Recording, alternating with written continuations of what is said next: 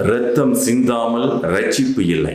அன்புக்குரிய சகோதர சகோதரிகளே, புனித வெள்ளி அன்று இயேசு கிறிஸ்துவின் பாடுகளை பற்றி தியானிக்கின்றோம். பிலாத்து முன்பு இயேசு குற்றம் சுமத்தப்படுகிறார், இயேசு அவமானப்படுத்தப்படுகிறார், இயேசுவை கேவலப்படுத்துகிறார்கள். ஆனால் அவர் அமைதியாக இருக்கிறார். இந்த புனித வெள்ளி அன்று இயேசு கிறிஸ்துவின் அமைதியை பற்றி நாம் தியானிக்க வேண்டும். இந்த உலகத்தில் நாம் வாழ்கின்ற சூழலில் யாராவது நம்மை குற்றம் சுமத்தி விட்டால் நாம் அவர்களுக்கு பதிலாக சத்தம் போட்டு நம்மை நியாயப்படுத்துகிறோம் அல்லது அவர் மீது கோபப்படுகிறோம், பழி வாங்குகிறோம். ஆனால் இயேசு கிறிஸ்துவிலிருந்து கற்றுக்கொள்ள வேண்டியது, இயேசு கிறிஸ்து அமைதியாக இருந்தது அவருடைய பலவீனத்தின் வெளிப்பாடு அல்ல, மாறாக அவர் தைரியத்தின் அடையாளம். அவரிடம் இருந்த அந்த பலத்தின் அடையாளம் தான் அந்த அமைதி.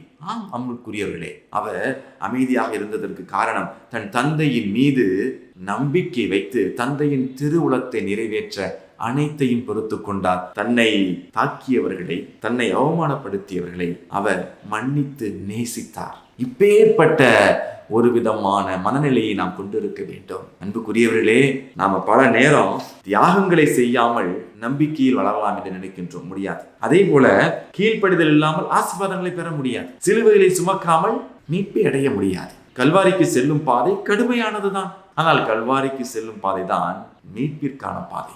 எங்களுக்கு தியானம் கொடுத்த இயேசு சபையை சார்ந்த அருட்தந்தை ஜெரி அவர்கள் அழகாக சொல்லுவார், 3 விதமான சிலுவைகள்.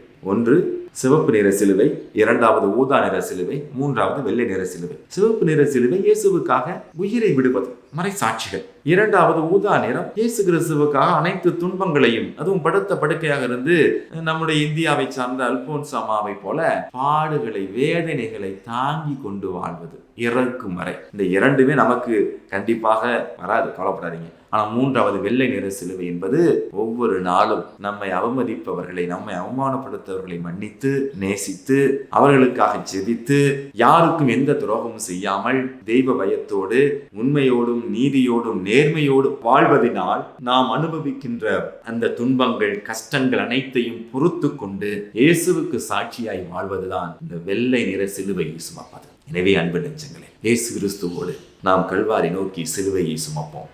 அதுவும் இந்த வெள்ளை நிறை சிலுவையான துன்பங்களையும் துயரங்களையும் தாங்கிக் கொண்டு நீங்களும் நானும் இந்த வெள்ளை நிறை சிலுவையை சுமந்து இயேசுவுக்கு சாட்சியாய் வாழ்ந்தால் நாம் அனைவரும் வாழும் மறைசாட்சிகள்.